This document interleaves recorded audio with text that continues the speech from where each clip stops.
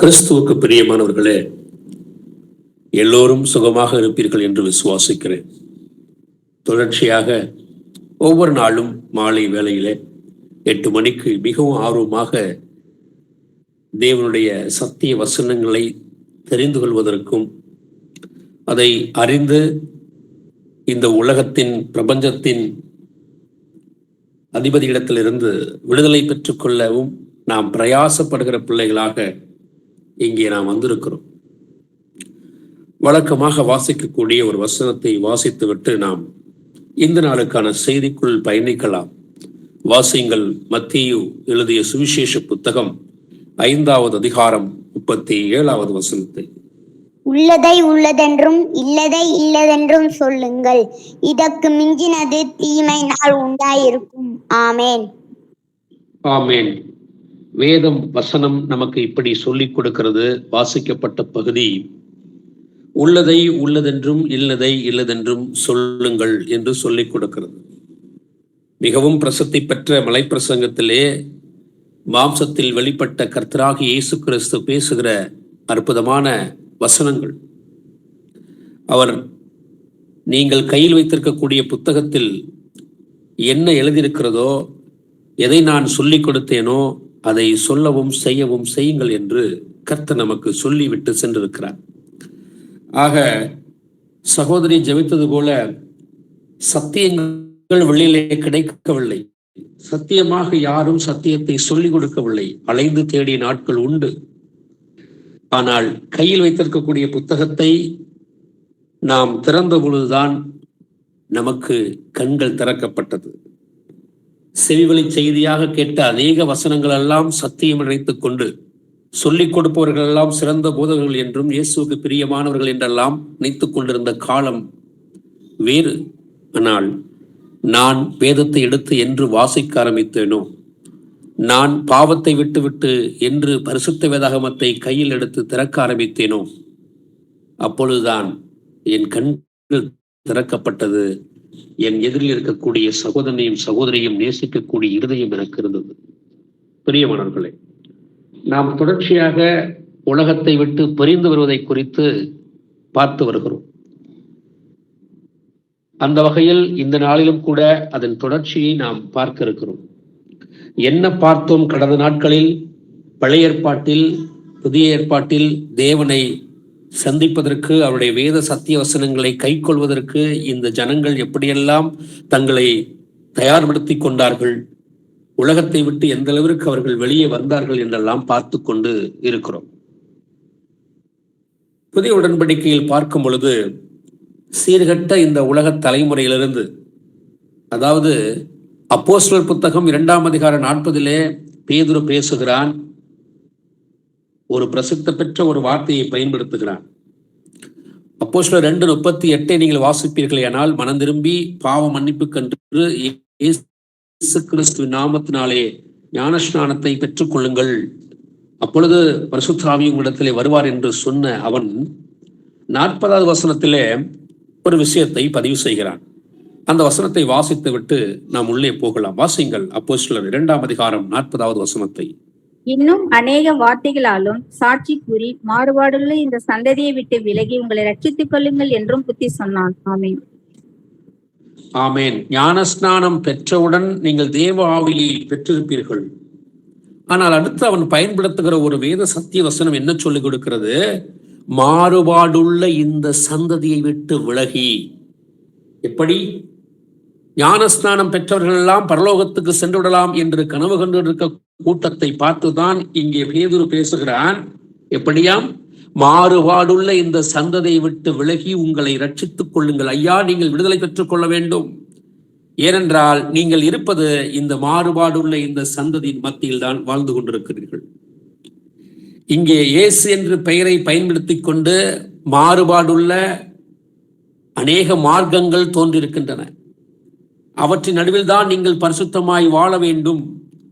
இது உங்களுக்கு கொடுக்கப்பட்டிருக்கக்கூடிய நிலை. ஆக அவர்கள் மத்தியிலே லோத்துவை போல நீங்கள் வாழ்ந்துதான், நீதிமானாக வாழும் பொழுதுதான் உங்களை நீங்கள் காத்துக்கொள்ள முடியும்.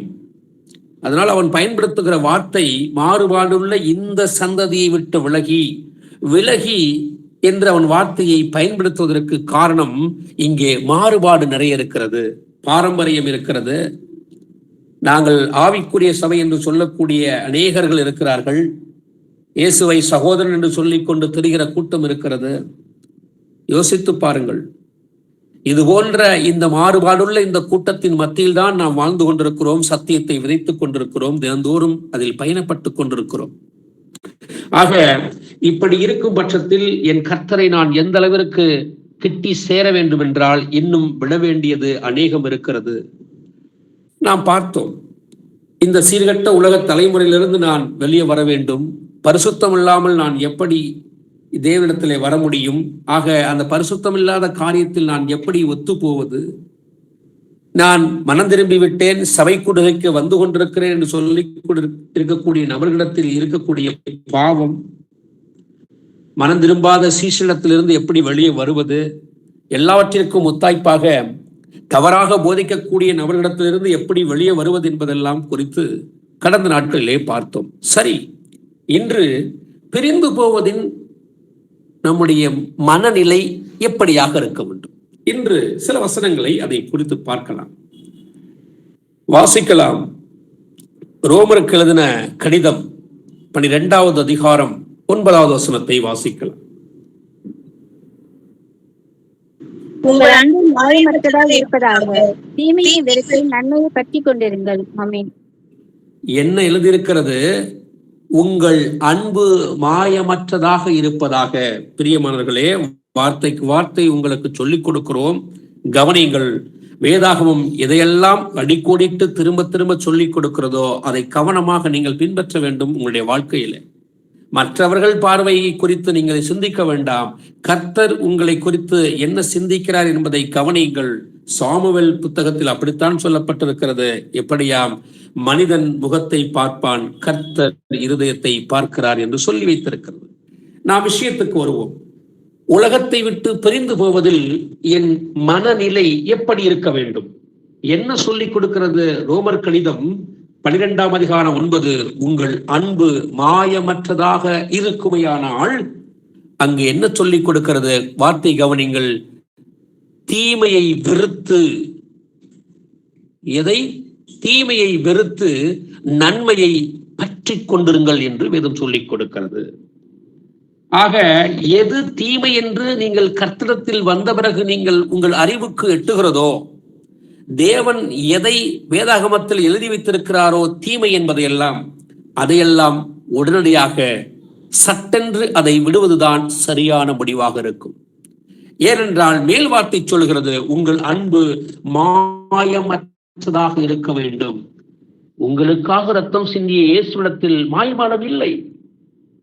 அவர் தன் ஜீவனை கடைசி சொட்டு ரத்தம் முடியும் வரை, பிதாவே இவர்களுக்காக எப்படி ஜெபிக்கிறார், மன்னியுங்கள் என்று கேட்கிறார். ஆக அந்த அன்பு மாயமற்றதாக இருக்குமேயானால், நான் உலகத்தை விட்டு பிரிந்து கிறிஸ்துவத்தில் வர வேண்டும் என்றால், நான் வந்ததின் நோக்கம் எதுவாக இருக்கும் என்றால், வந்த பொழுது என் மனநிலை என்னவாக இருக்கிறது என்றால், தீமையை வெறுப்பதே என் நோக்கமாக இருக்கிறது. தொடர்ந்து பழைய ஏற்பாட்டில் இருந்து வசனத்தையும் வாசிக்கலாம்.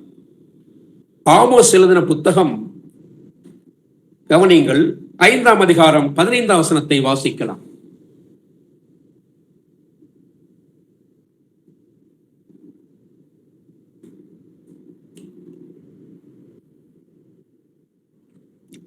ஆமோஸ் 5:15. உங்கள் தீமையை வெறுத்து நன்மையை விரும்பி ஒளிமுக வாசலில் நியாயத்தை நிலைப்படுத்துங்கள்.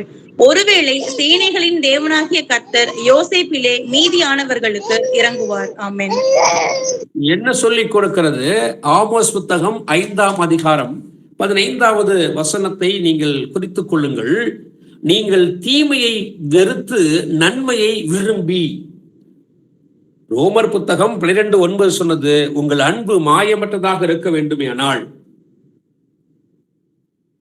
ஆமோஸ் புத்தகம் சொல்லிக் கொடுக்கிறது 5:15, நீங்கள் தீமையை வெறுத்து நன்மையை விரும்பி. நன்மையை விரும்புகிற இந்த புதிய உடன்படிக்கையின் மக்கள் எது நன்மையாக இருக்கிறது? 1 யோவான் புத்தகம் 2ஆம் அதிகாரம் 25 கர்த்தர் சொல்லி வைத்து விட்டு சென்றார், நித்திய ஜீவனை அளிப்பேன் என்பதே வாக்குத்தத்தமாக இருக்கிறது. ஆக அந்த நன்மையை நான் பிடித்துக் கொள்ள வேண்டுமானால், அந்த வாக்குத்தத்தத்தை நான் சுதந்திரித்துக் கொள்ள வேண்டுமானால், ஆக நன்மையை விரும்பக்கூடிய பிள்ளையாக இருப்பீர்களானால் நன்றாக புரிந்து கொள்ளுங்கள். நீங்கள் உலகத்தை விட்டு பிரிந்து வந்ததின் உங்கள் மனநிலை என்னவாக இருக்கிறது வேண்டுமானால், நீங்கள் தீமையை வெறுக்கக்கூடியவர்களாக இருக்க வேண்டும். ஐயா, இந்த சத்தியத்திற்காகத்தான் என் மனைவி பிள்ளைகளை நான் விட்டேன். வசனம் சொல்லிக் கொடுக்கிறது. லூக்கா புத்தகமோ மார்க் புத்தகம் 10ஆம் அதிகாரமோ, எனக்காக என் நாமத்து நிமித்தம் வீட்டையோ மனைவியோ பிள்ளைகளையோ பெற்றவர்களை விட்டவனுக்கு மறுமையிலும் இம்மையிலும் என்ன கிடைக்கிறது என்பது அந்த வேதம் சொல்லிக் கொடுத்திருக்கிறது. அதைத்தான் இங்கு வேதம் சொல்லிக் கொடுப்பதை நாம் புரிந்து கொள்ள வேண்டும். நான் தேவனிடத்திலே வருவேன் என்றால், தேவன் தான் எனக்கு எல்லாம் என்று வருவேன் என்றால், அதன் மனநிலை என்னவாக இருக்கிறது? நான் தீமையை வெறுத்தவனாக இருக்க வேண்டும். இந்த வசனத்தை வாசித்து பாருங்கள். தெரிந்த வசனம் தான். மத்தேயு எழுதின புத்தகம் 6ஆம் அதிகாரம் 24 வாசிக்கலாம்.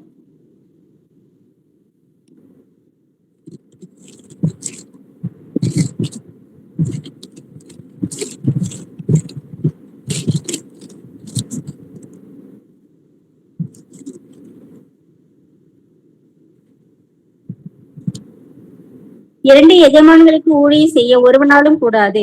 ஒருவனை பகைத்து மற்றவனை சிநேகிப்பான், அல்லது ஒருவனை பற்றி கொண்டு மற்றவனை அசட்டை பண்ணுவான். தேவனுக்கும் உலகப் பொருளுக்கும் ஊழியம் செய்ய உங்களால் கூடாது. ஆமென். ஆமேன். வாசிக்கப்பட்ட வசனம் கடைசியாக இப்படி முடிகிறது. ஒருவன் தேவனுக்கும் உலகத்துக்கும் ஊழியம் செய்ய முடியாது என்று சொல்லிக் கொடுக்கிறது. நான் பிரிந்து வந்ததின் என் மனநிலை என்னவாக இருக்கிறது? என் கர்த்தரிடத்தில் வர வேண்டும் என்றால் என் மனது முழுக்க முழுக்க தீமையை வெறுத்த ஒன்றாகத்தான் இருக்க வேண்டும். சிலையை வணங்க முடியுமா? வணங்க முடியாது. தொலைக்காட்சி பார்க்க முடியுமா? பார்க்க முடியாது. நண்பர்கள் என்று சொல்லிக்கொண்டு, சகோதரர்கள் என்று சொல்லிக்கொண்டு, சொந்தக்காரர்கள் என்று சொல்லிக்கொண்டு, அண்ணன் தம்பி மாமன் மச்சன் என்று உறவு முறை கொண்டாடி கொண்டிருக்கிறவர்களோடு சேர்ந்து நான் அரட்டை அடிக்க முடியுமா? முடியாது. என் படிப்பு, என் பதவி, என் பணம் என்றெல்லாம் வைத்துக் கொண்டு நான் தேவனை விட்டு மீண்டுமாய் வெளியே சென்று விட முடியுமா? முடியாது. காரணம், நான் தீமையை வெறுத்தவனாகத்தான் இங்கே வந்திருக்கிறேன். ஏனென்றால் நாம் பார்த்த அந்த வசனம் ஆரம்பத்திலே ரோமருக்கு எழுதின கடிதம் 12:9 சொல்கிறது, உங்கள் அன்பு மாயமற்றதாக இருக்க வேண்டும் ஐயா. அதை காரணம் எதுவாக இருக்கிறது? தீமையை வெறுத்ததற்காக தான் அது இருக்கிறது. தொடர்ந்து வாசிக்கலாம். ஏசாயா புத்தகம் 5ஆம் அதிகாரம் 20வது வசனத்தை வாசிக்கலாம்.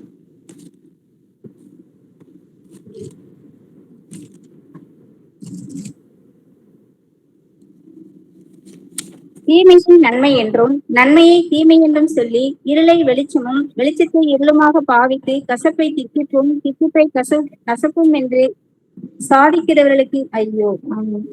யாருக்கு ஐயோ என்று வேதம் சொல்லிக் கொடுப்பதை தயவு கூர்ந்து கவனித்து பாருங்கள். வேதம் சொல்லிக் கொடுக்கிறது, தீமையை நன்மை என்றும் நன்மையை தீமை என்றும் சொல்லி இன்று அப்படித்தான் அநேகர் போதித்துக் கொண்டிருக்கிறார்கள் வெளி உலகத்திலே.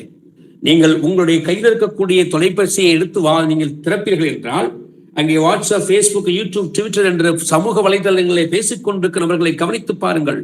எது நன்மை எது தீமை என்கிற வரையறை அறியாமலே அவர்கள் கர்த்தரை அறிவித்துக் கொண்டிருக்கிறார்கள்.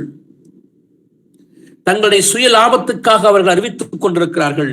அவர்களுக்குத்தான் இங்கே வேதம் சொல்லிக் கொடுப்பதாம். எப்படியாம்?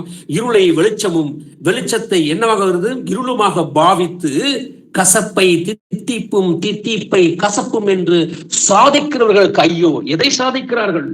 புதிய உடன்படிக்கையில் தசமபாகம் இல்லை என்று சொல்லிக் கொடுக்கிறோம், ஆனால் அவர்கள் இருக்குது என்று சொல்லிக் கொடுக்கிறார்கள். வேதம் சொல்லிக் கொடுக்கிறது தேவன் ஒருவர் என்று சொல்லிக் கொடுக்கிறது, ஆனால் அவர்கள் பல நபர்களை வைத்து பேசுகிறார்கள். இன்னும் எத்தனையோ காரியங்களை அடுக்கிக் கொண்டே போகலாம். இயேசு கிறிஸ்து நாமத்தில் தான் ஞானஸ்நானம் என்று வேதம் சொல்லிக் கொடுத்திருக்கிறது, ஆனால் அதற்கு பதற்றலாக எதையோ காரணிகளை காட்டிக் கொண்டிருக்கிறார்கள். இதுவல்ல. ஆக கசப்பும் தித்திப்புமாக எப்படி வேதம் சொல்லிக் கொடுக்கும்? கசப்பென்றால் கசப்பு தான், தித்திப்பென்றால் தித்திப்பு தான் என்றுதான் வேதம் சொல்லிக் கொடுக்கிறது. ஆனால் இவர்கள் என்ன செய்கிறார்கள்? அப்படி இல்லை என்று சொல்லி சாதிக்கிறார்கள். அவர்களுக்குத்தான் வேதம் சொல்லிக் கொடுக்கிறது. ஏசாயா 5 அவர்களுக்கு ஐயோ என்று சொல்லிக் கொடுக்கிறது. நான் தீமையை வெறுப்பதில் ஏன் தாமதம்? சத்தியம் சொல்லிக் கொடுப்பது என்னவோ அதைத்தான் நான் பின்பற்றியிருக்க வேண்டும். அப்பொழுதுதான் நான் உலகத்தை விட்டு பிரிந்து வந்ததின் நோக்கம் நிறைவேறும். என் மனநிலை அப்படித்தான் இருக்க வேண்டும். நான் கிறிஸ்துவை வந்து சேர்கிறேன் என்றால் தீமையை வெறுப்பதற்கு என் மனநிலை முதல் நிலையாக இருக்க வேண்டும். ஆனால் வந்த பிறகும் மத்தேயு 6:24 சொல்வது போல இங்கொரு காலும் அங்கொரு காலுமாக இருக்கிறார்கள் என்று அநேகர். இன்னும் தன் உறவுகளை விட்டுக் கொடுப்பதில் தயக்கம். இன்னும் பெற்றோர்களையோ உறவுக்காரர்களையோ சகோதரர்களையோ அங்கம் பங்காளிகள் என்று சொல்லக்கூடிய அத்தனை உறவுகளையும் நான் சேர்த்துக் கொள்வேன், கூட எனக்கு கர்த்தர் வேண்டும் என்று சொன்னால் கர்த்தர் கண்டிப்பார்.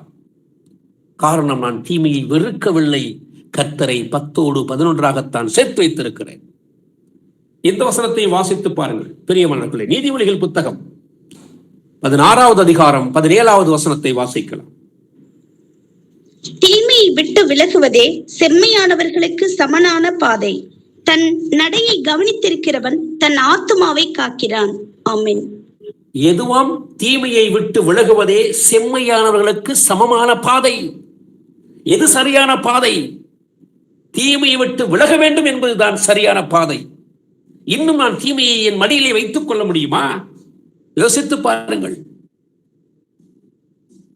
உங்கள் ஊர் வட்டார வழக்கிலே ஒரு விஷயம் சொல்லிக் கொடுப்பார்கள்.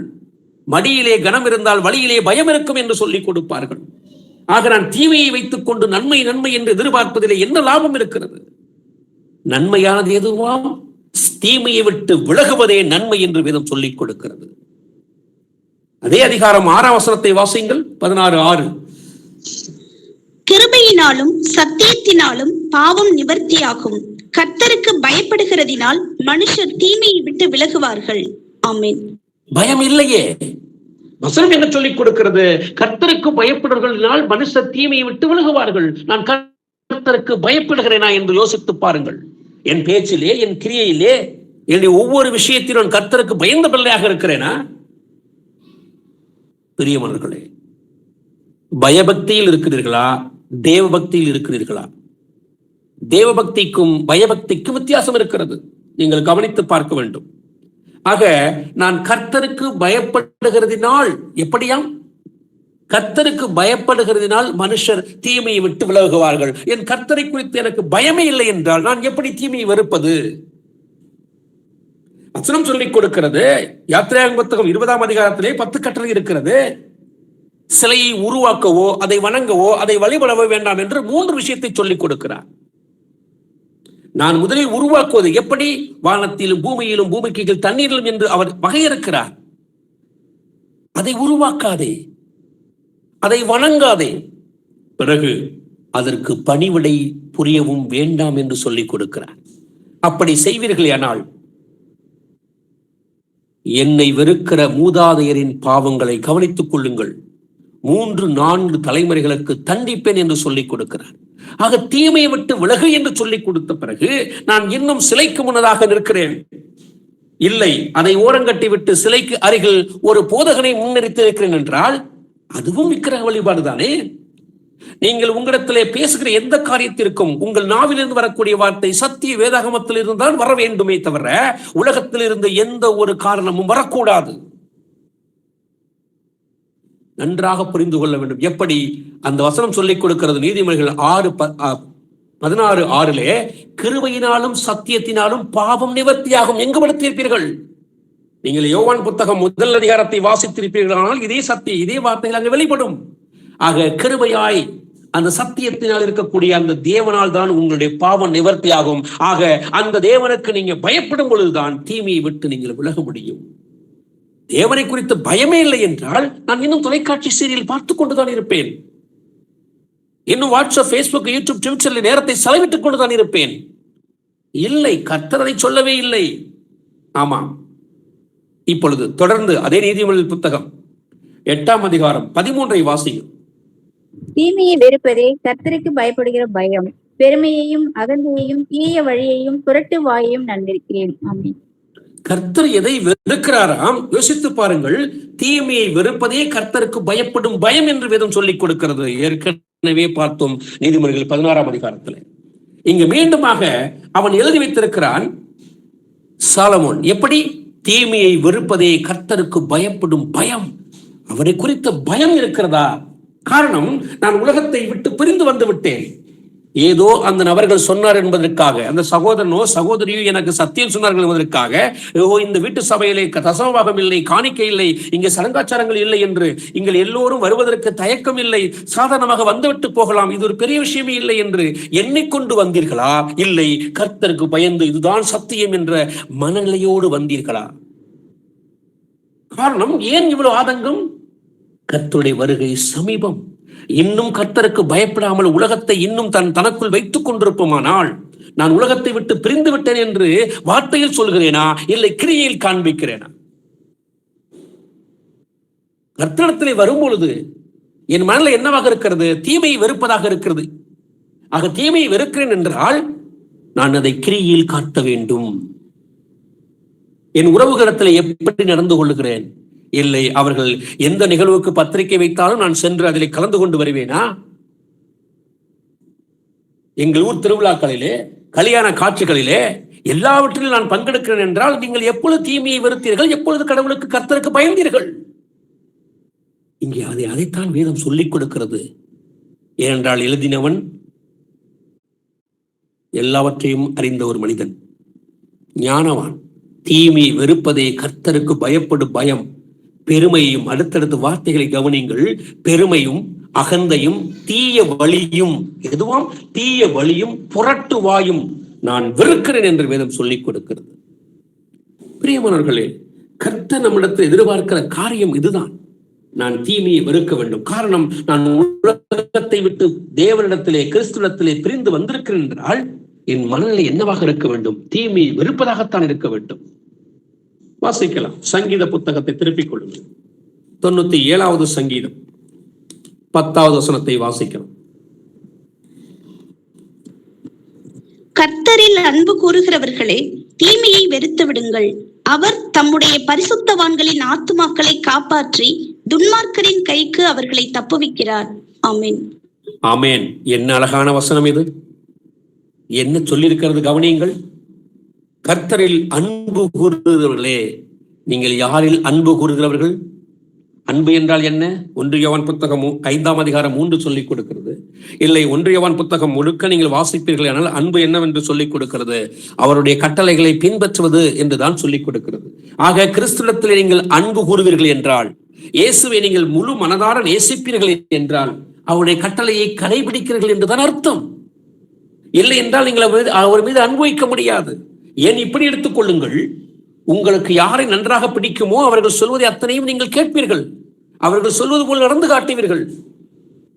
ஆனால் கிறிஸ்துவிடத்தில் அன்பு வைத்திருக்கிறேன் என்று சொல்லிக்கொண்டு ஏன் இன்னும் ஒரு கட்டளையை பின்பற்றுவதில் தாமதம்? உலகத்தை வெறுப்பதிலே, உலகத்தை விட்டு வந்துவிட்டேன் என்று சொல்லிக்கொண்டு அதன்படி நடப்பதிலே ஏன் இத்தனை தாமதம்? வசனம் சொல்லிக் கொடுக்கிறது, கர்த்தரில் அன்பு கூறுகிறவர்களே தீமையை வெறுத்து விடுங்கள் என்றுதான் சொல்லிக் கொடுக்கிறது. அதைத்தான் தெசலோனிக்கருக்கு எழுதும் பொழுது பவுல் சொல்லிக் கொடுக்கிறான். 1 தெசலோனிக்கர் புத்தகம் 5ஆம் அதிகாரம் 22 வாசிக்கலாம். பொல்லாங்காய் தோன்றுகிற எல்லாவற்றையும் விட்டு விலகுங்கள். ஆமென்.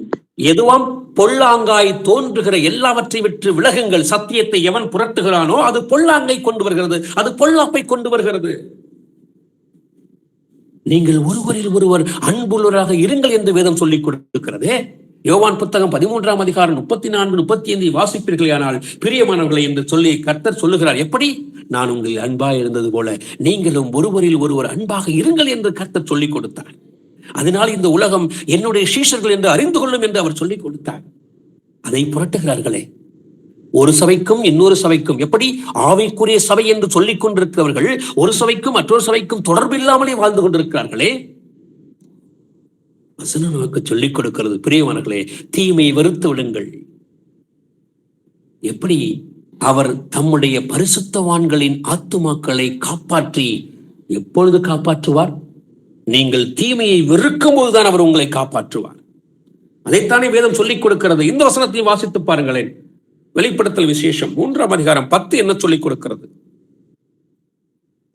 என் பொறுமையை குறித்து சொல்லிய வசனத்தை நீ காத்து கொண்டபடியினால் பூமியில் குடியிருக்கிறவர்களை சோதிக்கும்படியாக பூச்சக்கரத்தின் மேலெங்கும் வரப்போகிற சோதனை காலத்திற்கு தப்பும்படி நானும் உன்னை காப்பேன்.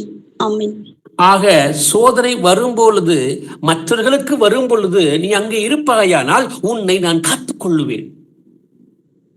எப்பொழுது? என் கட்டளைகளுக்கு, என் பிரமாணங்களுக்கு முழுமையாக உன்னை விட்டு கொடுத்திருக்கும் பொழுது.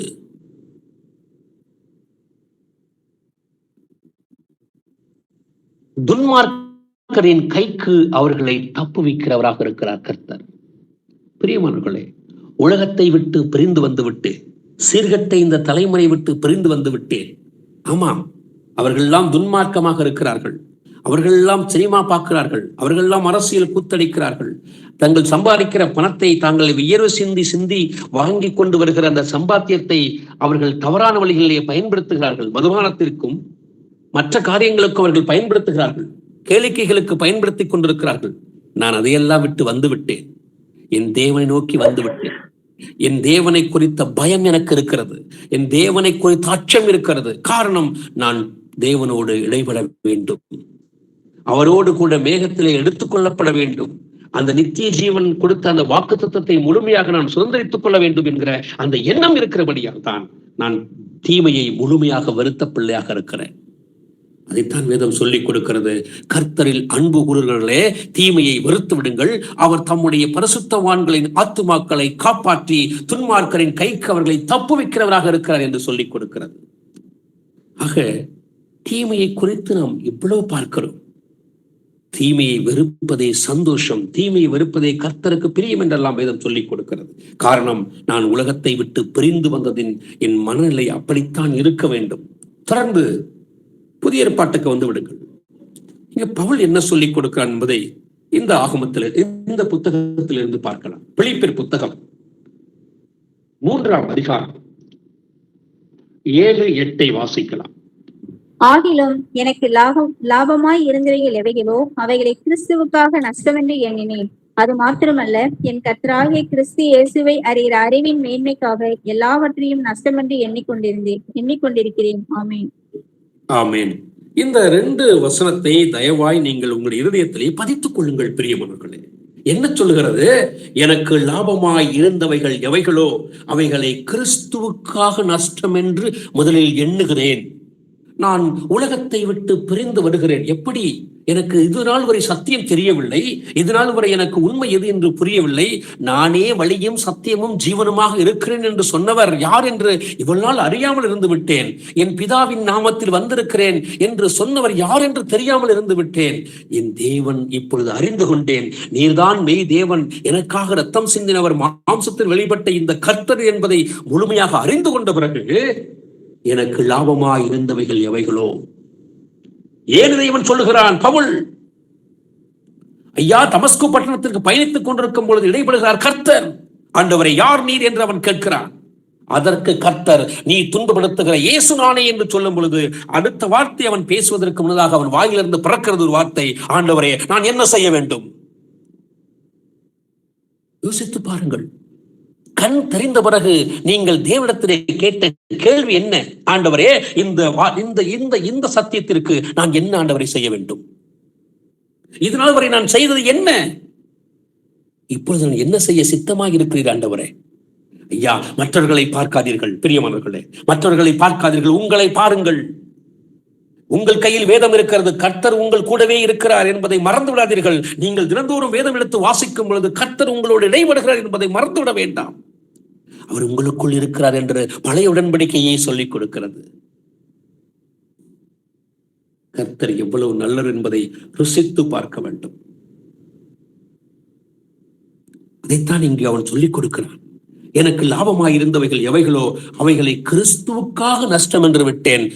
என் கணவனுக்கோ மனைவிக்கோ அல்ல, என் பிள்ளைகளுக்காக அல்ல, நான் கிறிஸ்துவை தேடி வரும் பொழுது. அதனால்தான் அவன் அடுத்த வார்த்தையை பயன்படுத்துகிறான். அது மாத்திரமல்ல, என் கர்த்தராக இயேசு கிறிஸ்துவை அறிகிற அறிவின் மேன்மைக்காக இப்பொழுது எல்லாவற்றையும் நஷ்டம் என்று எண்ணிக்கொண்டிருக்கிறேன். இப்பொழுது 11ஆம் வசனத்தை வாசியுங்கள். அதே அதிகாரத்தில், அவருக்காக எல்லாவற்றையும் நஷ்டம் என்று விட்டேன், குப்பையுமாக எண்ணுகிறேன். ஆமென். எவ்வளவு தெளிவு பாருங்கள் அவன் உள்ளத்திலே. பிரியமானவர்களே, நீங்கள் கிறிஸ்துவிடத்தில் வருவீர்கள் என்னால் தயவாய் உங்களிடத்திலே கேட்கிறோம். உங்களுக்கு லாபமாய் இருக்கக்கூடியவைகளை நஷ்டம் என்றும் குப்பையுமாக எண்ணுங்கள். அதை குறித்து ஒரு நாளும் நீங்கள் மேன்மை பாராட்டாதீர்கள். எனக்கு லாபமாக இருக்கக்கூடிய என்னுடைய பதவியோ, என்னுடைய பொருளோ, என்னுடைய பணமோ, என்னுடைய பின்புலமோ, என்னுடைய சாதிய சிந்தனையோ எல்லாவற்றையும் என்னவாக நான் விடுகிறேன்? நஷ்டம் குப்பையுமாக விடுகிறேன். குப்பை என்று அவன் பயன்படுத்துகிற வார்த்தை மலத்திற்கு சரியாகத்தான் பயன்படுத்துகிறான். அதை நீங்கள் எதுவும் பயன்படுத்த முடியாது. அந்த அளவிற்கு உங்களை எந்த அளவிற்கு தாழ்த்திக் கொள்ள முடியுமோ அந்த அளவுக்கு தாழ்த்திக் கொள்ளுங்கள். அது அப்பொழுதுதான் நீங்கள் உலகத்தை விட்டு பிரிந்து கிறிஸ்துவத்தில் வந்ததற்கான மனநிலையும் நோக்கமும் நிறைவேறும் என்று வேதம் எதிர்பார்க்கிறது. அவருக்காக, அந்த கிறிஸ்துவுக்காக, அந்த தேவனுக்காக எல்லாவற்றையும் நஷ்டம் என்று விட்டேன் என்று சொல்லிக் கொடுக்கிறான். நான் கிறிஸ்துவத்தில் வந்த பிறகும் இன்னும் எங்கேயோ ஒரு மூலையில் ஏதோ ஒன்று நான் கிறிஸ்துவுக்கு பிரியமில்லாத காரியம் இருக்குவா என்று அலசி ஆராய்ந்து பாருங்கள். இருதயத்திலே ஒருவரை பார்க்கும் பொழுது ஒரு விதமாகவும் மற்றவரை பார்க்கும்போது ஒரு விதமாகவும் நான் நடந்து கொள்கிறேனா? இல்லை யாரிடத்திலும் நான் வார்த்தையை மாற்றி பேசிக் கொண்டிருக்கிறேனா? ஐயா, எல்லாவற்றை குறித்து நீங்கள் கணக்கு ஒப்புவிக்க வேண்டும் என்றுதான் வேதம் சொல்லிக் கொடுக்கிறது. ஒன்றையும் எல்லாவற்றையும் குறித்து கணக்கு கொடுக்க வேண்டும் என்று சொல்லிக் கொடுக்கிறது. தொடர்ந்து அதே அதிகாரத்தில்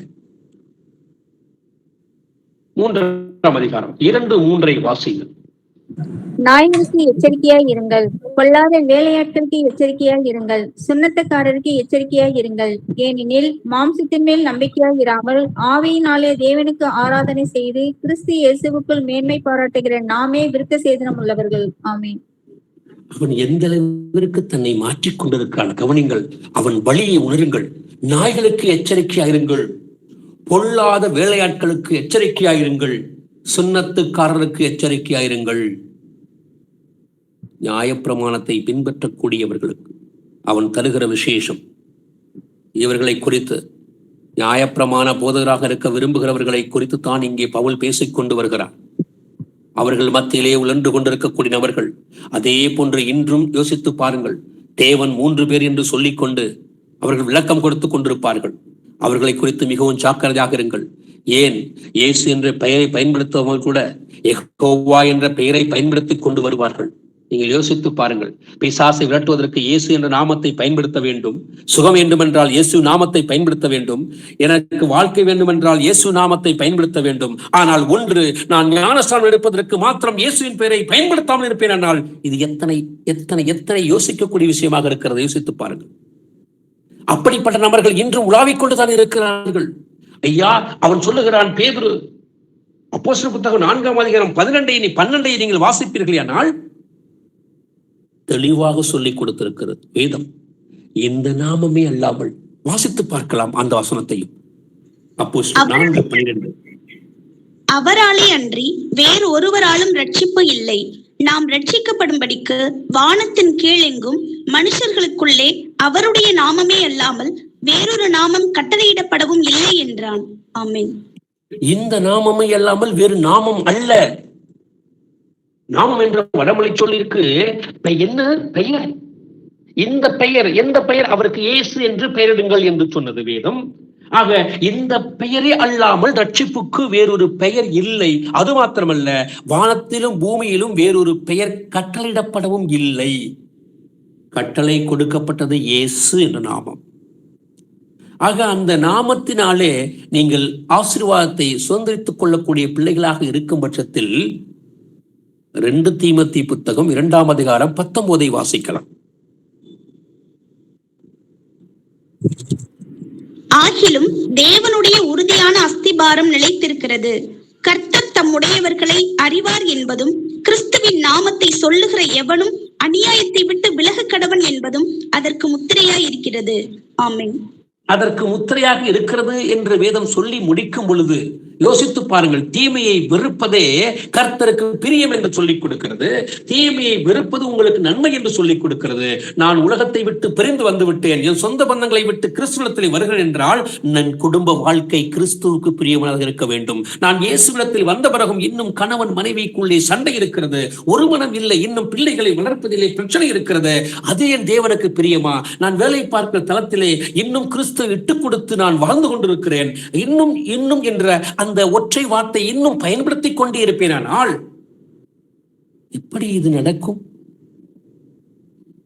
ஆக கர்த்தருக்கு பயப்படுகிற அந்த பயம் எதை கொண்டு வருகிறது? ஆசீர்வாதத்தை கொண்டு வருகிறது, நன்மையை கொண்டு வருகிறது, நித்திய ஜீவனை கொண்டு வருகிறது. பயம் வெறுக்க வேண்டும் என்று சொல்லிக் கொடுக்கிறது. மீண்டுமாக இங்கே வந்து விடுவோம். பிலிப்பியர் புத்தகம் வந்து கொண்டு 3ஆம் அதிகாரம் 18-19 வாசிக்கலாம். ஏனெனில் அநேகர் வேறு விதமாய் நடக்கிறார்கள். அவர்கள் கிறிஸ்துவின் சிலுவைக்கு பகைஞர் என்று உங்களுக்கு அநேக தரம் சொன்னேன். இப்பொழுது கண்ணீரோடும் சொல்கிறேன். அவர்களுடைய முடிவு அழிவு, அவருடைய தேவன் வயிறு, அவருடைய மகிமை, அவருடைய இலட்சியே. அவர்கள் பூமி கடத்தல்களை சிந்திக்கிறார்கள். ஆமீன். அநேகர் வேறு விதமாய் நடக்கிறார்கள். அவர்கள் கிறிஸ்துவின் சிலுவைக்கு பகைஞர் என்று உங்களுக்கு அநேக தரம் சொன்னேன். இப்பொழுது கண்ணீரோடும் சொல்லிக் கொடுக்கிறேன். ஐயா, பாவத்தை விட்டு விடுங்கள், தீமையை வெறுத்து விடுங்கள். நீங்கள் கிறிஸ்துவிடத்திலே வந்த பிறகு இன்னும் உங்களிடத்திலே தேவனுக்கு பிரியமில்லாத காரியம் இருக்கக்கூடாது என்று அவன் எப்படி சொல்லிக் கொடுக்கிறானாம்? அநேகர் விரோதமாய் சொல்லிக் கொடுக்கிறார்கள். ஆனால் நான் உங்களுக்கு எப்படி சொல்லிக் கொடுத்தேன் என்று சொல்லிக் கொடுக்கிறான். இப்பொழுது கண்ணீரோடும் சொல்லிக் கொடுக்கிறேன். இன்று உலகத்திலே நீங்கள் பார்த்து கொண்டிருக்கிறீர்கள், சமூக வலைதளங்களிலே கர்த்தரை எப்படி போதிக்கிறார்கள், அது உங்கள் பார்வைக்கு விட்டு விடுகிறேன். ஆனால் வேதம் எப்படி சொல்லிக் கொடுக்கிறது? கண்ணீரோடு சொல்லிக் கொடுக்கிறது. இந்த கர்த்தர் உங்களுக்காக எனக்காக மாம்சத்தில் வெளிப்பட்டு எப்படியாம் சிலுவையில் அறையுண்டு கன்னத்திலே அறைபட்டு எத்தனையோ வார்த்தைகளை பயன்படுத்திக் கொள்ளலாம். ஆனால் நம் தேவனுக்கு பயந்த பிள்ளைகளாக இருக்க வேண்டும். அவன் அப்படித்தான் சொல்கிறான். அவர்களுடைய முடிவு அழிவு, அவர்களுடைய தேவன் வயிறு, அவர்களுடைய மகிமை, அவர்களுடைய லட்சையை எத்தனை முறை அவர்கள் அவர்கள் அவர்கள் என்று அவன் பயன்படுத்துகிறான் என்று பாருங்கள். 19ஆம் வசனத்திலே அவர்களுடைய முடிவு வயிறு என்று சொல்லிக் கொடுக்க, அழிவு என்று சொல்லிக் கொடுக்கிறது. அவர்களுடைய தேவன் வயிறு என்று சொல்லிக் கொடுக்கிறது. அவர்களுடைய மகிமை, அவர்களுடைய லட்சையை என்று சொல்லிக் கொடுக்கிறது. அவர்கள் பூமி கடத்தவைகளை சிந்திக்கிறார்கள். நாம் அப்படி அல்ல. நாம் உலகத்தை விட்டு உலகத்தை வெறுத்து வந்துவிட்ட பிறகு நம்மிடத்திலே பூமி கடத்தவைகள் இருக்கிறதா ஆராய்ந்து பார்க்க வேண்டும். இன்னும் உலகத்தார் கூப்பிட்டார்கள், எந்த காரியத்தை கூப்பிட்டார்கள், நான் பயணிப்பேன் என்றால் தவறு நம்பியதுதான். இங்கு இந்த வசனத்தை வாசித்து பாருங்கள். 1 கொரிந்தியர் புத்தகம் 15ஆம் அதிகாரம் 19 என்ன சொல்லுகிறது என்று வாசிக்கலாம். இம்மைக்காக மாத்திரம் நாம் கிறிஸ்துவின் மேல் நம்பிக்கை உள்ளவர்களாய் இருந்தால் எல்லா மனுஷரை பார்க்கிலும் பரிதபிக்கப்படத்தக்கவர்களாய் இருப்போம். ஆமென். இதுதானே கடைசி. ஐயா, நான் கிறிஸ்துவிடத்திலே வந்த பிறகு இன்னும் நான் உலகத்தை நேசிக்கக்கூடிய பிள்ளையாக நிலம் வாங்குவதிலும் வீடு கட்டுவதிலும் லோத்துவின் நாட்களைப் போலவும் நோவா நாட்களைப் போலவும் இருப்பேன் என்றால் எப்படி? அவன் சொல்லுகிறான். இது சரியல்ல என்று சொல்லிக் கொடுக்கிறான். இது தவறு என்று சொல்லிக் கொடுக்கிறான். நாம் தீமையை வெறுக்க வேண்டும் என்றுதான் வேதம் சொல்லிக் கொடுக்கிறது. இங்கே இந்த வசனத்தை நாம் வாசிக்கலாம். பழைய ஏற்பாட்டை எடுத்துக் கொள்ளுங்கள். உபாகம் புத்தகம் 7ஆம் அதிகாரம் 26வது வசனத்தை வாசிக்கலாம்.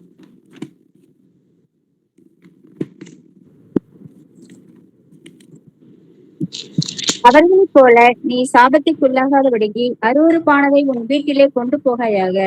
அதை சீ என்று வெறுத்து முற்றிலும் அருவருக்க கடவாய். அது சாபத்திற்குள்ளானது. ஆமென். நன்றாக வசனத்தை யோசிங்கள். அந்த வசனம் என்ன சொல்லிக் கொடுக்கிறது? உபாகம் புத்தகம் 7ஆம் அதிகாரம் கடைசி வசனம். அவைகளைப் போல நீ சாபத்துக்கு உள்ளாகாதபடி அருவருப்பானதை உன் வீட்டிலே கொண்டு போகாயாக. இப்ப அடுத்த வார்த்தை கவனிங்கள். அதை சீ என்று வெறுத்து முற்றிலும் அருவருக்க கடவாய். நான் கிறிஸ்துவத்தில் வந்த பிறகு சீ என்று எதையெல்லாம் வெறுத்திருக்கிறேன். யோசித்து பாருங்கள். தொலைக்காட்சி பார்ப்பதா, சீரியல் பார்ப்பதா, திரைப்படங்களை பார்ப்பதா, இன்னும் உங்களுக்கு மற்றவர்களை குறித்து குறை பேசுவதிலே வெறுத்திருக்கிறேனா? மற்றவர்களை குறித்து புரணி பேசுவது, மற்றவர்களை குறித்து மற்றவர்களிடத்திலே சொல்லிக் கொடுப்பது, இல்லை உங்களுடைய சுய விஷயங்களிலோ, ஆடை அணிவதிலோ, இல்ல உணவு விஷயத்திலேயோ எந்தெந்த காரியத்தில் கிறிஸ்துவத்தில் வந்த பிறகு நான் சீ என்று விட்ட காரியம் எது என்று யோசித்து பாருங்கள். ஏனென்றால் அது சாபத்துக்குள்ளானது என்று வேதம் சொல்லிக் கொடுத்திருக்கிறது. ஆக நான் கிறிஸ்துவினத்தில் வந்த பிறகு எனக்கு எல்லாம் மன்னிக்கப்படும் என்றால் கர்த்தர் சில வரையறைகளை வைத்திருக்கிறார். அவர் துன்மார்க்கவாதிகளை சங்கரிப்பேன் என்று சொல்லிக் கொடுத்திருக்கிறார். கிறிஸ்துவின் மார்க்கத்தில் இருப்பவர்களுக்குத்தான். எப்படி? அவருடைய கட்டளைகளை சரியாக பின்பற்றக்கூடியவர்களுக்குத்தான் பூமியின் மீது இங்கு வரக்கூடிய அந்த பிரச்சனையிலிருந்து அவர்களை பாதுகாக்கிறேன் என்று சொல்லிக் கொடுக்கிறார். ஆனால் நான் கிறிஸ்துவிடத்தில் வந்த பிறகும் இன்னும் தீமையை வெறுக்காத பிள்ளையாக இருப்பேன் என்றால் தேவன் எப்படி நம்மை, இதே அதிகாரத்தில் 21வது வசனத்தை வாசிக்கலாம். அவர்களை பார்த்து பயப்பட வேண்டாம், உங்கள் தேவனாகிய கர்த்தர் உங்களுக்குள்ளே இருக்கிறார். அவர் வல்லமையும் பயங்கரமுமான தேவன். ஆமென். எப்படியாம் இந்த வசனத்தை கூர்ந்து கவனித்துக் கொள்ளுங்கள். உங்கள் தேவனாகிய கர்த்தர் உங்களுக்குள் இருக்கிறார் என்று வேதம் சொல்லிக் கொடுக்கிறதை மறந்துவிட வேண்டாம். இது பழைய உடன்படிக்கையின் புத்தகம், உபாகம் புத்தகம், இணைச்சட்டம் என்று சொல்லிக் கொடுக்கக்கூடிய புத்தகம். என்ன சொல்கிறது? உங்கள் தேவனாகிய கர்த்தர். யார்? உங்கள் தேவனாகிய கர்த்தர் உங்களுக்குள்ளே இருக்கிறார். அவர் எப்படிப்பட்டவர்? அவர் வல்லமையும் பயங்கரமான தேவன் என்று சொல்லிக் கொடுக்கிறது. தெரிந்திருந்தும் நான் இன்னும் உலகத்தை விடாமல் இருக்கிறேனா? ஐயா, விட்டு விட்டேன் தான். அதனால்தான் நான் கிறிஸ்துவின் சபை என்று இங்கே வந்து விட்டேன், வீட்டு சபைக்கு வந்து விட்டேன். மற்றவர்கள் எல்லாம் தங்கள் சுய இச்சைகளுக்கு போதிக்கிறார்கள். அவருடைய வயிறு, அவருடைய உலகம் என்னவாக இருக்கிறது? அவர்கள் தேவன் வயிறாக இருக்கிறது. இதையெல்லாம் சரிதான். ஆனால் நான் இங்கே வந்த பிறகு இன்னும் எதை விடாமல் இருக்கிறேன் என்பதற்காகத்தான் நான் நினைப்பூட்டிக் கொண்டிருக்கிறேன். நீங்கள் இன்னும் எதை வெறுக்க வேண்டும் என்று. நாம் விட்டுவிட்டோம் தான், மெஜாரிட்டியாக விட்டுவிட்டோம் தான். அதில் எந்த மாற்று கருத்தும் இல்லை. அதை விட்டபடியால் தான் இங்கே வந்திருக்கிறோம். காரணம், இன்னும் எங்கேயாவது இருக்கிறதா என்பதைத்தான் தேவன் நமக்கு எதிர்பார்க்கிறார். காரணம், வெளிப்படுத்தின விசேஷம் நீங்கள் வாசிப்பீர்கள் ஆனால் பரிசுத்தம் உள்ளவன் இன்னும் பரிசுத்தமாகட்டும் என்றுதான் சொன்னார். பரிசுத்தம் உள்ளவன் சந்தோஷம் என்று அவர் சொல்லி முடிக்கவில்லை. அந்த இன்னும் என்கிற ஒரு வார்த்தை, ஒற்றை வார்த்தை நம்மை யோசிக்க வைக்கிறது. காரணம், இன்னும் அவர் வருகை நாட்களை எண்ணிக்கொண்டிருக்கபடியால் தான் எந்த நாளிலும் நாம் இடரை விழுந்து விடாதபடிக்கு எச்சரிக்கையாக இருக்க வேண்டும் என்பதற்காகத்தான் பரிசுத்தம் உள்ளவன் இன்னும் என்கிற வார்த்தையை தேவன் அங்கே எழுதி வைத்திருக்கிறார்.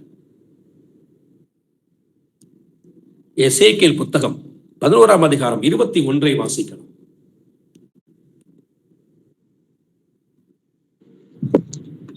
ஆனாலும் சீ என்று இகழப்படத்தக்கதும் அருவருக்கப்படத்தக்கதுமான தங்கள் இருதயத்தின் இச்சையிலே எவர்கள் நடக்கிறார்களோ அவர்களுடைய வழியின் பலனை அவர்கள் தலைகளின் மேல் சுமர பண்ணுவேன் என்று கர்த்தராகிய ஆண்டவர் சொல்லுகிறார். ஆமென். கர்த்தராகிய ஆண்டவர் என்ன சொல்கிறார்?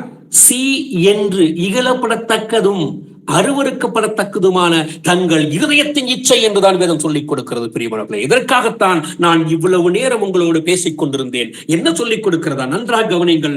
அங்கே சி என்று வெறுத்துவிடு என்று சொல்லிக் கொடுத்தது உபாகம புத்தகம். இங்கே எசேக்கியேல் மூலமாக கர்த்தர் பேசுகிறார். எப்படியாம்? சி என்று இகழப்படத்தக்கதாகவும். நல்லா யோசித்து பாருங்கள். எதையெல்லாம் சீ என்று நீங்கள் எதிர்பார்க்கிறீர்களோ அருவருக்கப்படத்தக்கதுமான தங்கள் இருதயத்தின் இச்சையில் எவர்கள் நடக்கிறார்களோ. ஐயா, வெளிப்புறத்தில் பார்க்கும் போது நீங்கள் சுத்தவான்களாக, பரிசுத்தவான்களாக நீங்கள் வேண்டுமானால் இருந்து கொண்டு விட்டு போங்கள். ஆனால் கர்த்தர் பார்த்து கொண்டே இருக்கிறார். எதையெல்லாம் சீ என்று விட்டுவிட வேண்டுமோ, எதையெல்லாம் அருவருக்கப்பட வேண்டுமோ, எங்கிருந்து தோன்றுகிறது? இருதயத்தின் இச்சையில் எவர்கள் நடக்கிறார்களோ. இங்கே என்ன இருக்கிறது என்பதை கவனிங்கள். இன்னும் இன்னும் என்று யோசித்து பாருங்கள். நாட்கள் சமீபம் சகோதரர்களே, மிக மிக அருகில் இருக்கிறது. சுற்றி நடக்கக்கூடிய காரியங்கள் அவர் வருகையை இன்னும் துரிதப்படுத்துமாக தான் இருக்கிறது. தாமதப்படுத்துவதற்கு இல்லை என்றுதான் சுற்றி இருக்க நிகழ்வுகள் நமக்கு காட்டிக்கொண்டே இருக்கின்றன. வசனம் சொல்லிக் கொடுக்கிறது, தங்கள் இருதயத்தின் இச்சையிலே எவர்கள் நடக்கிறார்களோ அவர்களுடைய வழியின் பலனை அவர்கள் தலையின் மேல் சுமர பண்ணுவேன் என்று கர்த்தர் சொல்லிக் கொடுக்கிறார். மிகுந்த எச்சரிக்கையாக. நீங்கள் நினைக்கலாம் இது பழைய உடன்படிக்கை என்று. ஆமாம், விபச்சாரம் செய்யக்கூடாது என்று வேதம் சொல்லிக் கொடுக்கிறது, அது பழசு. ஆனால் புதிய உடன்படிக்கையிலே விபச்சாரம் செய்யக்கூடாது என்பதை தாண்டி கண்களில் பார்த்தாலே விபச்சாரம் என்று சொல்லிக் கொடுக்கிறது. ஆக இச்சையோடு பார்க்கக்கூடிய அந்த கண் என்னவாக இருக்கிறது? யோசித்து பாருங்கள். இருதயத்தின் இச்சை. எதின் இச்சை? இருதயத்தின் இச்சை என்று சொல்லிக் கொடுக்கிறது. அதைத்தான் மார்க்கு புத்தகம் 7ஆம் அதிகாரம் நீங்கள் வாசிப்பீர்களே ஆனால் அங்கே சொல்லிக் கொடுக்கும், இருதயத்தில் இருந்தான் பொல்லாத விஷயங்கள் புறப்பட்டு வருகிறது என்று சொல்லிக் கொடுக்கிறார் கர்த்தர். நாம் உலகத்தை மேலோட்டமாக விட்டுவிட்டு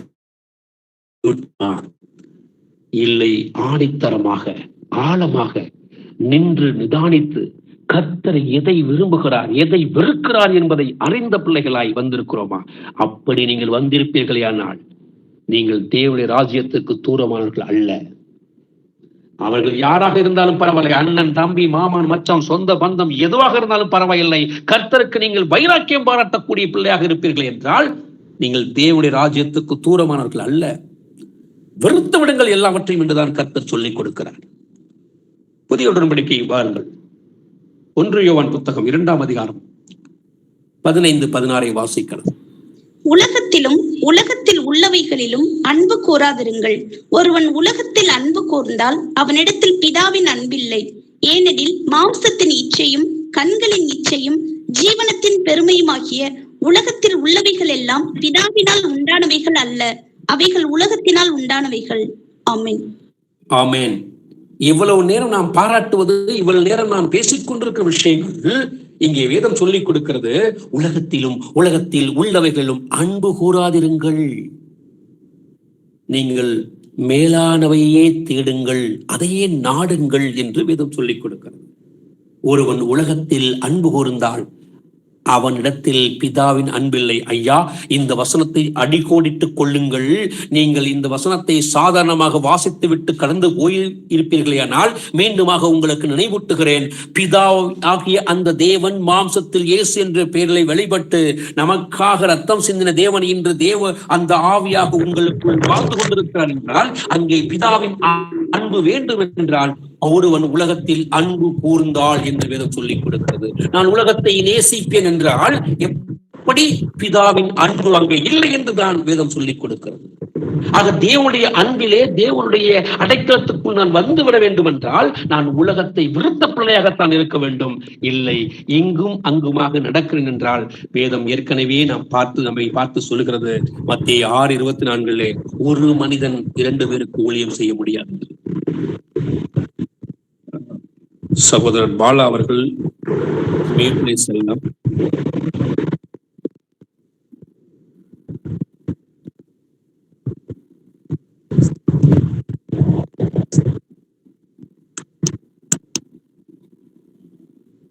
ஆக நாம் வேத சத்தியத்திற்கு பயப்பட வேண்டும் பிரியமானவர்களே. ஐயா, அன்பு சந்தோஷம்தான், அன்பு இருக்கிறது, அதில் எந்த மாற்று கருத்தும் இல்லை. சகோதரத்துவம் இருக்கிறது, எந்த மாற்று கருத்தும் இல்லை. ஆனால் அங்கே தேவனை குறித்த எச்சரிப்பு இருக்கிறதா? என் கர்த்தர் பட்சிக்கிற அக்னி என்ற அந்த எண்ணம் நமக்குள்ளே இருந்து கொண்டிருக்குமானால் அப்பொழுது வரக்கூடிய அன்பு இருக்கிறதே, அது அலாதியானது என்று வேதம் சொல்லிக் கொடுக்கிறது. ஏனெனில் அடுத்த வசனத்தை பாருங்கள். மாம்சத்தின் இச்சையும் கண்களின் இச்சையும். இந்த மாம்சத்தின் இச்சை இருக்கிறது, அது பொல்லாத ஒன்றாகத்தான் இருக்கிறது. ஆனால் அடுத்த ஒன்று பாருங்கள், கண்களின் இச்சை. ஆமாம், உரியாவின் மனைவியை தனக்காக உண்டாக்கி கொண்டது இந்த கண்களின் இச்சை தான். போர்க்களத்தில் இருக்கக்கூடிய இந்த தாவீது என்ன செய்திருக்கிறான்? உப்பரிக்கையில் நடமாடிக் கொண்டிருந்தான். அங்கே போர் ஒன்று இருந்திருக்க வேண்டும், சண்டையில் இருந்திருக்க வேண்டும். ஆனால் உண்ட மயக்கம், கண்களின் இச்சை என்ன செய்தது? அடுத்தவன் மனைவியை தனக்காக உண்டாக்கி கொண்டது. ஆக இந்த கண்கள் இச்சைதான் இன்று உலகம் முழுவதும் பிரச்சனைக்குரியதாக இருக்கிறது. நான் பார்க்கிற பார்வை. ஏனென்றால் கண்களை தாண்டி அடுத்து கொண்டு வருகிறது ஜீவனத்தின் பெருமை. ஆக இந்த கண்களை நீங்கள் சரியாக பயன்படுத்திக் கொள்ளுங்கள். ஏனென்றால் பார்வையின் அடுத்த கட்டம் இச்சையை உண்டாக்கக்கூடிய இருதயத்தின் பலனாகத்தான் அது இருக்கிறது. காரணம், இவைகள் எங்கிருந்து வருகிறதாம்? பிதாவினால் உண்டானவை அல்ல, அவைகள் உலகத்தினால் உண்டானவைகள். ஆக உலகத்தை வெறுக்கக்கூடிய சிந்தை, அந்த தீமையை வெறுக்கக்கூடியவை எங்க இருக்கிறது என்றால் இந்த உலகத்தில் இருக்கிறது. அதனால்தான் நீங்கள் உலகத்தை வெறுத்த பிள்ளைகளாக இருக்க வேண்டும். அப்பொழுதுதான் பிதாவின் அன்பு உங்களுக்குள் இருக்கும் என்று வேதம் சொல்லிக் கொடுக்கிறது. சில நேரங்களிலே சத்தியத்தை நாம் பேசிக் கொண்டிருப்போமானால் அது மிகவும் கடுமையாகத்தான் இருக்கும். யாருக்கு? பாவத்தை விடாத நபருக்குத்தான் அது கடுமையாக இருக்கும், அது வலியை தரக்கூடியதாக இருக்கும். ஆனால் அந்த பாவத்தை உணர்ந்த பிள்ளைகளுக்கு அவை இன்னும் என்னவாக இருக்கும்? தேவனை குறித்த அந்த துக்கம். என் கர்த்தரை நான் துக்கப்படுத்தி விட்டேனே, என்னுடைய கிரியின் மூலமாக, என்னுடைய பேச்சின் மூலமாக, என்னுடைய செயல்பாடின் மூலமாக என் கர்த்தரை துக்கப்படுத்தி விட்டேனே என்ற அந்த தேவனுக்கேற்ற துக்கம் உலக துக்கம் அல்ல. ஆக இந்த துக்கம் உங்களுக்கு ஆசீர்வாதத்தை தான் கொண்டு செல்கிறது, நித்திய ஜீவனுக்கு நேராக கொண்டு செல்கிறது. பிரியமானவர்களே, நாம் உலகத்தை வெறுத்த விதத்திலே நம்முடைய மனநிலை என்னவாக இருக்கிறது? 1 யோவான் 2:15-16 சொல்வது போல இந்த கண்கள் இச்சை, மாம்சத்தின் இச்சை, ஜீவனத்தின் பெருமை எல்லாம் விட்டு ஓய்ந்தவர்களாக இருக்கும் பொழுது இன்னும் கர்த்தர் நம்ம கூட இடைப்படுகிறார். இன்னொரு வசனத்தை நாம் பார்க்கலாம். உலகத்தின் பிரிந்து வருவதின் நம் மனநிலை என்னவாக இருக்க வேண்டும்? சரியான போதனைக்கு நம்மை விட்டுக் கொடுத்ததாக இருக்க வேண்டும். இன்னொரு பக்கம் தவறான போதனைக்கு எதிர்த்து இருக்கக்கூடியவர்களாக இருக்க வேண்டும். வாசிக்கலாம். கலாத்தியர் புத்தகம் 1 அதிகாரம் 8-9 வாசிக்கலாம். நாங்கள் உங்களுக்கு பிரசங்கித்த சுவிசேஷத்தை அல்லாமல் நாங்களாவது வானத்திலிருந்து வருகிற ஒரு தூதனாவது வேறொரு சுவிசேஷத்தை உங்களுக்கு பிரசங்கித்தால் அவன் சபிக்கப்பட்டவனாய் இருக்க கடவன். முன் சொன்னது போல மறுபடியும் சொல்லுகிறேன், நீங்கள் ஏற்றுக்கொண்ட சுவிசேஷத்தை அல்லாமல் வேறொரு சுவிசேஷத்தை ஒருவன் உங்களுக்கு பிரசங்கித்தால் அவன் சபிக்கப்பட்டவனாய் இருக்க கடவன். ஆமீன். ஆமீன். நன்றாக இந்த வசனம் உங்களுக்கு தெரிந்ததுதான். அவன் வேதனைப்படுகிறான். கண்ணீரோடு சொன்னேன் என்று பிலிப்பியா பட்டணத்துக்கு எழுதும் போது தன்னை வெளிப்படுத்துகிறான். ஆனால் கலாத்திய சபைக்கு எழுதும் போது அவன் கோபத்தின் உச்சத்தை கவனித்து பாருங்கள்.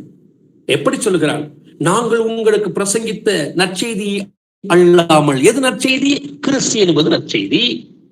நாங்களாவது வானத்திலிருந்து வருகிற ஒரு தூதனாவது வேறொரு நற்செய்தி உங்களுக்கு பிரசங்கித்தால், வேறொரு சுவிசேஷம் இல்லை, வேறொரு நற்செய்தி இல்லை, ஒரே நற்செய்தி, அது கிறிஸ்து என்னும் இரட்சகர் தாவீதின் ஊரிலே பிறந்திருக்கிறார் என்பது. அப்படி வேறொரு சுவிசேஷத்தை சொல்லுவானால் அவன் சபிக்கப்பட்ட கடனாக என்று சொல்கிறது. அவன் சபிக்கப்பட்ட நபராகத்தான் இருப்பான் என்று வேதம் சொல்லிக் கொடுக்கிறது. அதைத்தான் அவன் மறுபடியும் சொல்கிறான். முன் சொன்னது போல மறுபடியும் சொல்லுகிறேன். எவ்வளவு ஆதங்கம் பாருங்கள் அவனுக்கு, எவ்வளவு வலி, வேதனை பாருங்கள். நீங்கள் சுவிசேஷம் மற்றவர்களுக்கு சொல்லிக் கொடுத்த பிறகு, அந்த சுவிசேஷத்தை ஏற்றுக்கொண்டு அவர்கள் தன் வழியிலே கிறிஸ்துவின் வழியில் வந்த பிறகு, ஏதோ ஒரு சுவிசேஷம் என்று சொல்லிக்கொண்டு, புதுமதேசம் என்று சொல்லிக்கொண்டு அதை விட்டு அவர்கள் உண்மை சத்தியத்தை விட்டு பிரிந்து போகும் பொழுது உங்களுக்கு எவ்வளவு வலியாக இருக்கும். அந்த வழியை அவன் வெளிப்படுத்துகிறான். முன் சொன்னது போல மறுபடியும் சொல்லுகிறேன் பிரியமானவர்களே, நீங்கள் ஏற்றுக்கொண்ட சுவிசேஷத்தை அல்லாமல், ஐயா இயேசுதான் மெய் தேவன், கர்த்தர் ஒருவரே, இந்த நாமத்தில் ஞானஸ்தானம் கர்த்தர் உங்களுக்குள் இருக்கிறார் என்பதை அவன் சொல்லிக்கொண்டு அதை ஏற்றுக்கொண்ட அந்த சுவிசேஷத்தை அல்லாமல் வேறொரு சுவிசேஷத்தை ஒருவன் உங்களுக்கு பிரசங்கித்தால்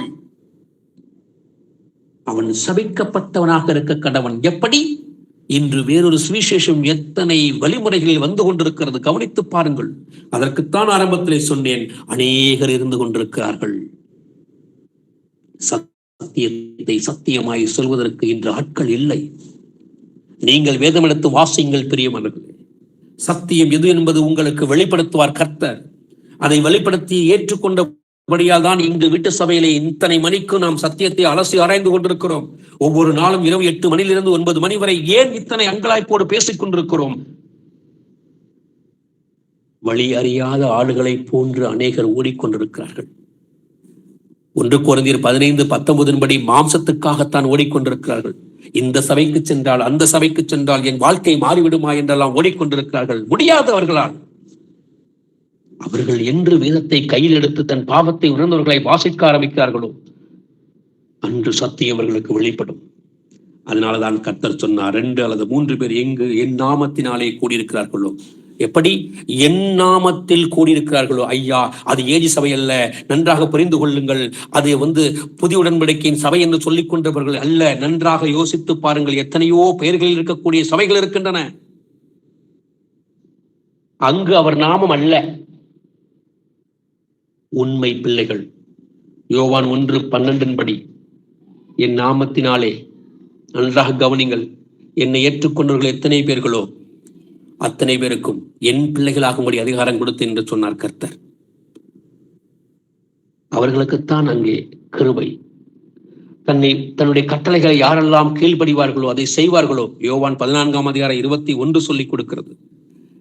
என்னை ஏற்றுக்கொண்டு என் கட்டளைகளை யார் கை கொள்வானோ அவனுக்கு என்னை வெளிப்படுத்துவேன் என்று சொல்லிக் கொடுக்கிறார். ஆனால் அப்படி ஏற்றுக்கொண்டு வந்தும் நான் அதை விட்டு விலகுகிறேன் என்றால் இங்கே வேதம் சொல்லிக் கொடுக்கிறது அப்படி ஒரு சுவிசேஷம் இல்லை என்று சொல்லிக் கொடுக்கிறது. பிரியமானவர்களே, கடைசியாக ஒரு வசனத்தை வாசித்து நாம் முடிக்கலாம். ஆக உலகத்தை விட்டு பிரிந்து வந்ததின் என் மனநிலை என்னவாக இருக்கிறது? தீமையை வெறுப்பதாக இருக்கிறது. சீர்கட்ட உலக தலைமுறையிலிருந்து வெளியே வந்ததின் நோக்கம் நான் தீமையை முழுமையாக வெறுத்த பிள்ளையாக இருப்பதால் தான். இந்த வெறுப்பின் கடைசி முன்னோட்டம் என்னவாக இருக்கிறது? வாசித்தல் 2 கொரிந்தியர் புத்தகம் 7வது அதிகாரம் 1 வசனத்தை வாசிக்கிறது. இப்படிப்பட்ட வாக்குத்தத்தங்கள் நமக்கு உண்டாயிருக்கிறபடியினால் பிரியமானவர்களே, மாம்சத்திலும் ஆவியிலும் உண்டான எல்லா அசுசியும் நீங்க நம்மை சுத்திகரித்துக் கொண்டு பரிசுத்தமாக்குதலை தேவ பயத்தோட பூரணப்படுத்த கடவோம். ஆமென். இப்படிப்பட்ட வாக்குத்தத்தங்கள் நமக்கு உண்டாயிருக்கிறபடினால் தீமையை வெறுத்து நன்மையை பற்றிக்கொள் என்ற வேதம் சொல்லிக் கொடுக்கிறது. தீமையை வெறுப்பதையே கர்த்தருக்கு பயப்படும் பயம் என்று சொல்லிக் கொடுத்தது. நீங்கள் தீமையை வெறுப்பதனால் நன்மையை பற்றிக் கொள்வீர்கள், அந்த நன்மை நித்திய ஜீவன் என்பதை சொல்லிக் கொடுக்கிறது. ஆக இப்படிப்பட்ட வாக்குத்தத்தங்கள் நமக்கு உண்டாயிருக்கிறபடினால் அவன் சொல்லுகிறான், பிரியமானவர்களே, மாம்சத்திலும் ஆவியிலும் உண்டான எல்லா அசுசியும் கரைகளும் நீங்க நம்மை சுத்திகரித்துக் கொண்டு, வேத வசனத்தின் மூலமாக உங்களை சுத்திகரித்துக் கொண்டு, யோவான் 15:3 சொல்லுகிறது, நான் சொன்ன உபதேசத்தினாலே நீங்கள் இப்பொழுதே சுத்தமாக இருக்கிறீர்கள் என்று சொன்னார். ஆக இயேசுவின் உபதேசத்தினாலே, மனித உபதேசம் அல்ல. கலாத்தியர் புத்தகம் 1ஆம் அதிகாரம் 10 நீங்கள் வாசிப்பீர்கள். ஆனால் இன்னும் நான் மனுஷரையா தேவனையா யாரை நானே போதிக்கிறேன்? இன்னும் நான் மனிதனை பிரியப்படுத்துவனாக இருந்தால் நான் கிறிஸ்துவின் ஊழியக்காரன் இல்லை என்று அவன் அனைத்தரமாக சொல்லிக் கொடுக்கிறான். அப்படி மனித உபதேசமாக இல்லாமல் நான் கிறிஸ்துவின் உபதேசத்தில் நிலைத்திருப்பேனானால் அவன் சொல்லுகிறான், மாம்சத்திலும் ஆவியிலும் உண்டான எல்லா அசுசியும் நீங்க நம்மை சுத்திகரித்துக் கொண்டு கர்த்தராகிய இயேசு கிறிஸ்துவின் உபதேசத்தினாலே நீங்கள் சுத்தமாகி கொண்டு பொழுது பரிசுத்தமாகுதலை தேவ பயத்தோடே பூர்ணப்படுத்த கடவோம். ஆக இங்கே அவருடைய உபதேசம் வருகிறது, இங்கே அவரை குறித்த பயம் வருகிறது. தேவ பயம், தேவ பக்தி. யோசித்து பாருங்கள், அந்த தேவ பயத்தோடு பரிசுத்தமாகுதலை பூர்ண கடத்த கடவும் என்று சொல்லுகிறது. பிரியமானவர்களே, நான் உலகத்தை பிரிந்து வந்தது நோக்கம் தவறாக போதிக்கிடத்தில் வெளியே வந்து விட்டேன். சீர்கட்ட இந்த தலைமுறையிலிருந்து வெளியே வந்து விட்டேன். மாறுபாடு உள்ள இந்த சந்ததியை விட்டு வெளியே வந்து விட்டேன். காரணம், நித்திய ஜீவனை பற்றிக் கொள்வதற்காக. ஆனாலும் எங்கேயோ ஏதோ என்னுடைய ஒவ்வொரு நாள் வாழ்க்கையிலும் ஒரு பிரச்சனை, ஒரு சில விஷயங்கள் தவறாக நடக்கிறது என்றால் நான் இன்னும் தேவனுக்கு பிரியமாக எங்கு நடக்க வேண்டும், நான் பயபக்தியோடு இந்த பரிசுத்தமாகுதலை பூர்ணப்படுத்த வேண்டும் என்கிற அந்த தேவ பயத்தோடு இருக்கும் பொழுது கர்த்தர் எல்லாவற்றையும் நீக்கி போட வல்லவராக இருக்கிறார். இந்த சிந்தனையோடு நான் ஒரு சிறு ஜெபம் செய்து இந்த கூடுகை நிறைவு செய்கிறேன். எங்கள் அன்பின் பரலோக தகப்பனே, எங்கள் ஆண்டவராக இயேசு கிறிஸ்துவே, நன்றியோடு போற்றுகிறேன், மை புகழ்கிறேன். நீர் நல்லவர், நீர் வல்லவர், நீர் பரிசுத்தர், நீர் உன்னதர், கிருபையும் இரக்கமும் அன்பும் உருவானவர். நன்றியோடு உங்களை போற்றுகிறேன்ப்பா. இந்த வேலைக்காக நன்றி செலுத்தும் போது தகப்பனே, இந்த கூடுகையில் கலந்து கொண்ட ஒவ்வொரு சகோதரனையும் சகோதரியும் சிறுபிள்ளைகளையும் பெரியவர்களையும் இயேசு கிறிஸ்து நாமத்தினாலே ஆசீர்வதிக்கிறோம் ஆண்டவரே. இதோ கேட்ட சத்தியத்தை ஆவியானவரை எங்கள் உள்ளத்திலே பதித்தவர்களாய் நாங்கள் உலகத்தை விட்டு பிரிந்து வந்தது பொழுது எங்கள் மனநிலை என்னவாக இருக்கிறது? நாங்கள் தீமை வெறுத்த பிள்ளைகளாக இருக்கிறோம், உமக்கு உண்மையாக பிள்ளையாக இருக்கிறோம் ஆண்டவரே. ஆம் தகப்பனை, நன்மையை பற்றிக் கொள்ளக்கூடியவர்களாய் அந்த நல்ல நாட்களை விரும்பி ஜீவனை பெற்றுக்கொள்ளக்கூடிய அந்த பிள்ளைகளாக மாறுவதற்கே இவ்வளவு பிரயாசப்படுகிறோம் தகப்பனை. எங்களை நீர் அப்பா ஆசீர்வித்ததற்காக நன்றி தகப்பனை. உங்க கிருபையும் இரக்கும் எங்களோடு எப்பொழுது தொடரட்டும். உன் கரத்தில் எங்களை தாழ்த்தி ஒப்புக் கொடுக்கிறோம். நீர் அப்படியே ஆசீர்வித்ததற்காக நன்றி செலுத்துகிறோம். எங்கள் ஜெபங்களை எங்கள் கர்த்தரும் இரட்சகருமாய் இருக்கிற இயேசுவின் நாமத்தில் ஏறெடுக்கிறோம், ஜீவனுள்ள நல்ல பிதாவே. ஆமேன், ஆமேன். Praise the Lord, brothers and sisters. Amen. Praise the Lord. Amen. Praise the Lord. Amen. Praise the Lord, brother. Praise the Lord. Amen. Praise the Lord. Praise the Lord. Praise the Lord, brother. Praise the Lord, brother. Praise the Lord.